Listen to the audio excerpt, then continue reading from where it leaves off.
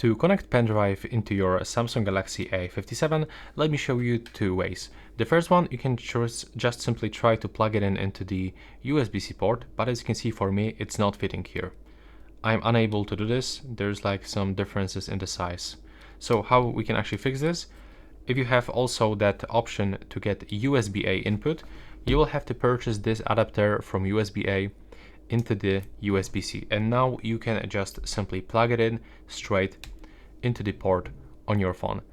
Now, when you open your notifications from the left upper corner, you should find your USB storage.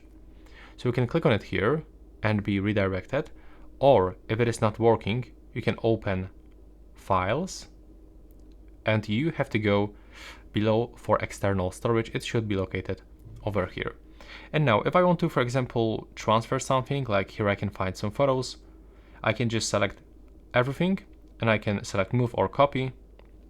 Then I have to go for internal storage on my A57, and I'm gonna put it, for example, into the pictures. Click to copy here, and right now it is actually finished. And yeah, that's basically everything for this video. I hope you find it useful. See you in the next one.